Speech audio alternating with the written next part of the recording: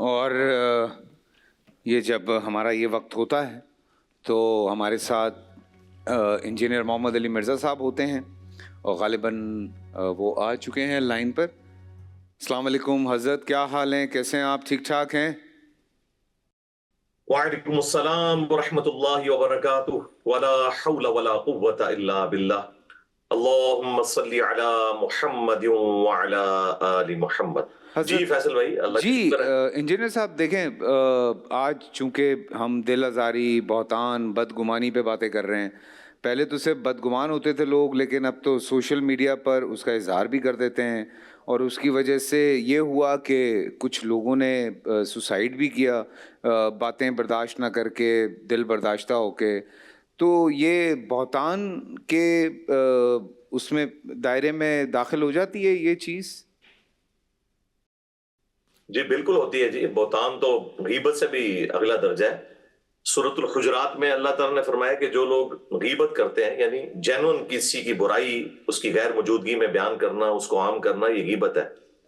گویا کہ وہ اپنا جو بھائی ہے اس کا گوشت کھا رہے ہیں, مردہ بھائی کا. بالکل. اور بہتان جو ہے وہ بخاری مسلم میں آیا کہ یہ تو غیبت سے بھی اگلے درجے کی چیز ہے.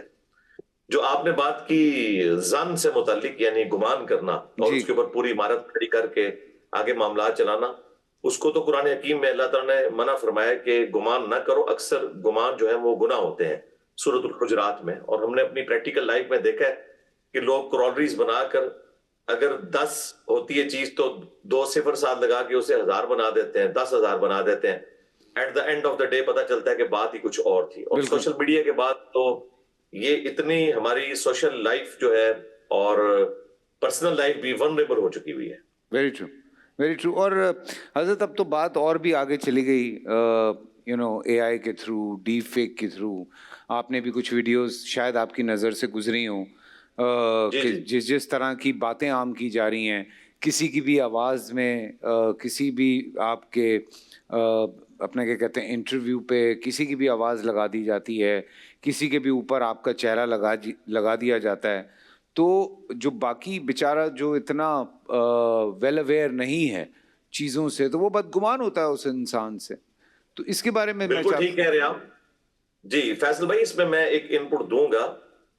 ہماری ریاست کی ذمہ داری ہے, جو پارلیمنٹ میں بیٹھے ہوئے لوگ ہیں ان کو قانون سازی کرنی چاہیے. یہ بہت بڑا ایک, آپ سمجھ لیں ایک ایٹم بم پھٹنے والا ہے اے آئی کی شکل میں, کہ توہین مذہب کے حوالے سے کسی کو بدنام کر کے اسے ونریبل کرنا اے آئی کی ویڈیو کے تھرو, یہ بہت آسان ہو جائے گا مستقبل میں. ابھی تو ہم جیسے کچھ پڑھے لکھے لوگ غور سے دیکھ کر اندازہ کر لیتے ہیں کہ یہ ویڈیو جو ہے یہ اے آئی میں بنی ہوئی ہے, لیکن جس پرفیکشن کے ساتھ اس ٹیکنالوجی کو ایوالو کیا جا رہا ہے اس کے لیے تو پھر فورینزک لیبارٹریز کے رزلٹ چاہیے ہوں گے, جو ہر بندہ افورڈ نہیں کر سکتا. اور جب تک وہ رزلٹ آئیں گے اس وقت تک توہین مذہب کے نام کے اوپر کسی کو تختہ دار تک پہنچا دیا گیا ہوگا. خود لوگ ایکسٹرا جوڈیشل طریقے سے اس ایکٹیویٹی کو پرفارم کریں گے. پچھلے دنوں آپ دیکھیں آسٹریلیا میں ان کی پارلیمنٹ نے باقاعدہ اپروو کیا ہے کہ چھوٹے بچوں کو سمارٹ فون اور اس طرح کے گیجٹس نہیں دیے جائیں گے کیونکہ ان کے مینٹل ماڈلز بدل رہے ہیں. تو ہماری پارلیمنٹ جو ہے وہ یہاں بیٹھ کے ایک حصہ جو ہے وہ اپنے لیڈر کو آزاد کروانے کے لیے شور شرابہ کر رہا ہوتا ہے, اور دوسرا حصہ جو ہے وہ اپنی گورنمنٹ کو لیجٹمائز کہنے میں شور شرابہ کر رہا ہوتا ہے. اور جب تنخواہیں بڑھانے کی باری آتی ہے تو ماشاءاللہ دونوں اکٹھے ہو جاتے ہیں. لیکن جہاں عوام الناس کی بہتری کی باری آتی ہے تو کوئی بھی اکٹھا ہونے کے لیے تیار نہیں ہے. تو قانون سازی کرنے کی ضرورت ہے, سخت سزائیں رکھنے کی ضرورت ہے, سخت قوانین بنانے کی ضرورت ہے. Very true, very true. یہ تو خیر ہم نے بھی بات کی اس دن اسلامی قوانین کے حوالے سے, اور ہم کل علماء کرام سے بھی یہی بات کر رہے تھے کہ ناموس رسالت کے بارے میں بات ہونی چاہیے. کیا عوام کو کسی انسان کے بارے میں گستاخ ہونے کا جو فیصلہ ہے وہ کرنے کا حق ہے؟ بالکل نہیں ہے. عوام کیا, علماء کو بھی نہیں ہے. صرف وہ علماء جن کے پاس ان ڈیپتھ نالج ہے اور وہ واقعی اپنی آخرت کے ساتھ مخلص ہیں, بے ایمانی نہیں کریں گے, پبلک پرسیپشن کا خیال رکھتے ہوئے یا ایک پاپولر ویو نہیں رہیں گے, وہ لوگ ہی اس چیز کو ڈیفائن کر سکتے ہیں. میں آپ کو چھوٹی سی مثال دیتا ہوں. میں نے ایک بڑے کٹر قسم کے مکتب فکر سے تعلق رکھنے والے بھائی کے سامنے یہ بات رکھی آج سے آلموسٹ 15 سال پہلے کی بات ہے کہ مجھے بتاؤ کہ اگر کوئی شخص یہ کہے کہ جو محمد کی عبادت کرتا تھا وہ جان لے کہ محمد مر چکے، اور جو اللہ کی عبادت کرتا ہے وہ جان لے کہ اللہ تعالیٰ زندہ ہے اور اسے کبھی موت نہیں آئے گی، تو اس شخص نے مجھے بالکل سٹریٹ فارورڈ کہا کہ ایسا شخص گستاخ رسول اور واجب القتل ہے۔ تو میں نے اس کو بتایا بھئی یہ حضرت ابوبکر صدیق کا خطبہ ہے، اور بخاری میں کم از کم 4 جگہ کے اوپر یہ خطبہ رپورٹ ہوا ہے۔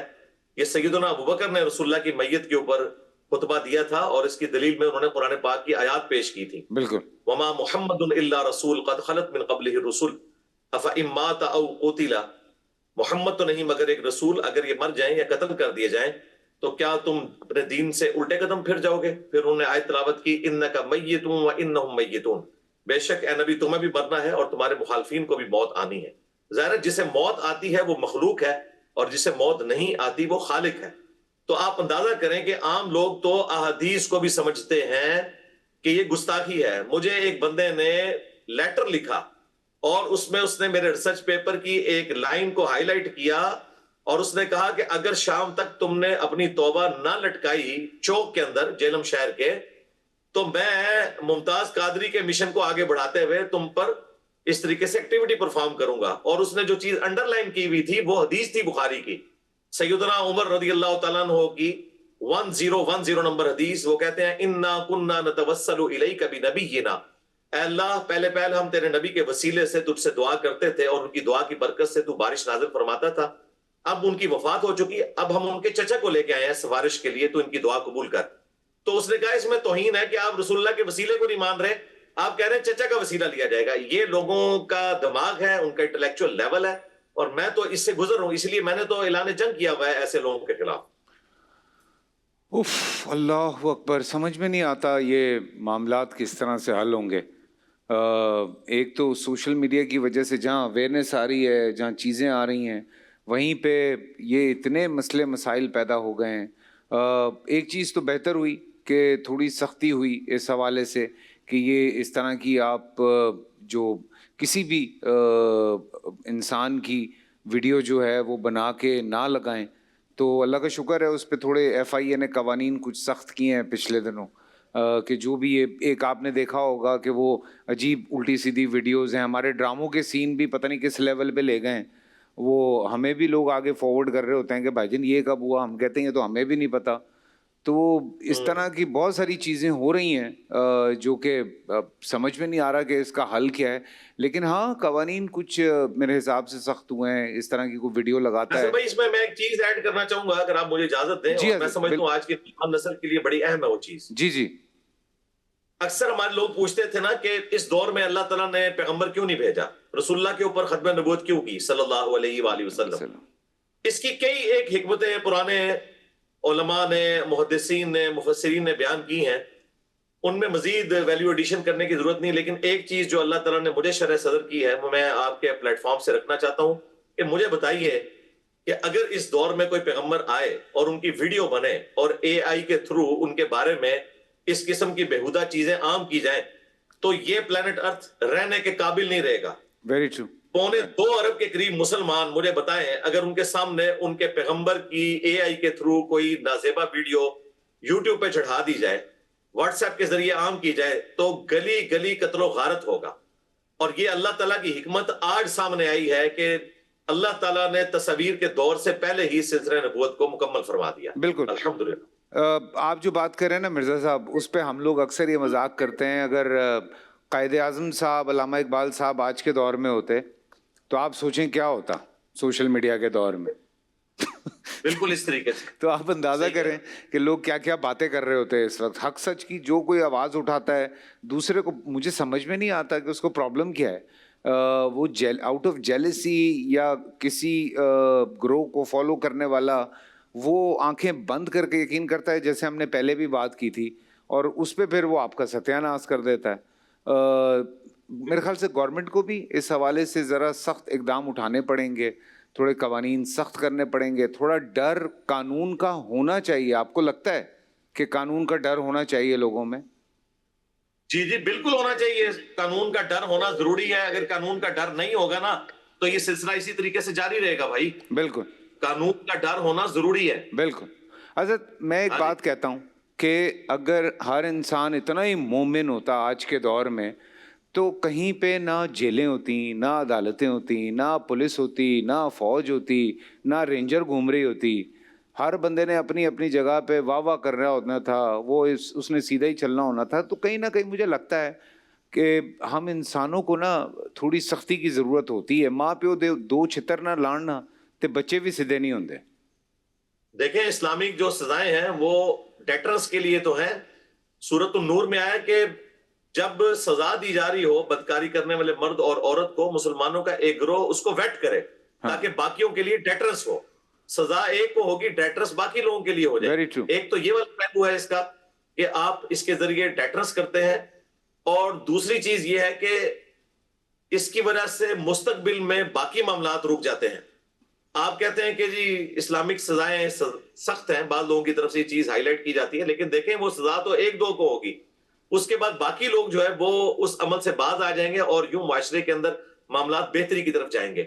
اور دوسری چیز اس میں یہ ہے کہ خوف خدا کے بغیر قانون بھی کامل نہیں ہے. اللہ تعالیٰ کے بنائے ہوئے قوانین بھی کامل ہیں خوف خدا کے ساتھ. اسی لیے اللہ تعالیٰ نے سورۃ البقرہ میں فرمایا کہ اگر تم کسی عورت کو طلاق دے رہے ہو اور اس سے رجوع کرنا چاہتے ہو تو دیکھو اس کو ذلیل کرنے کے لیے رجوع نہ کرنا کہ پھر میں 3 مہینے کے بعد طلاق دے دوں گا. اگر تم نے اس کو واقعی نہیں رکھنا نا تو پھر اس کو چھوڑ دو اس کے حال کے اوپر. یہ نہ ہو کہ تم اسے طلاق دو پھر کچھ عرصے بعد رجوع کرو پھر طلاق دو تاکہ وہ لٹکی رہے. تو اس کے اوپر جو ڈیٹرنس ہے وہ خوف خدا ہے. دنیا کا کوئی قانون میرے دل کے اوپر تو فتویٰ نہیں لگا سکتا. دل پہ فتویٰ ہے تو اللہ کے خوف کا ہے. تو صرف قانون سے مسئلہ حل نہیں ہوگا، خوف خدا ہونا بھی ضروری ہے. حضرت مجھے نہیں پتا آپ کے شہر میں کیا حالات ہیں، لیکن کراچی میں آپ نے سنا ہوگا آئے دن موبائل چھن رہے ہیں، لوگوں کے پرس چھن رہے ہیں، گاڑیاں چھن رہی ہیں. گن پوائنٹ کے اوپر جو ہے وہ آپ کے ساتھ اتنا کچھ ہو رہا ہوتا ہے. پھر اس کے ساتھ ساتھ آئے دن مختلف علاقوں میں بیکاز چائلڈ ابیوز آرگنائزیشن کے ساتھ ہم لوگ کام کرتے ہیں، ایسی ایسی رپورٹس آتی ہیں آپ یقین کریں دل کرتا ہے زمین پھٹ جائے ہم اس کے اندر چلے جائیں. پر سزائیں جو ہیں وہ اس حساب سے نہیں ہیں.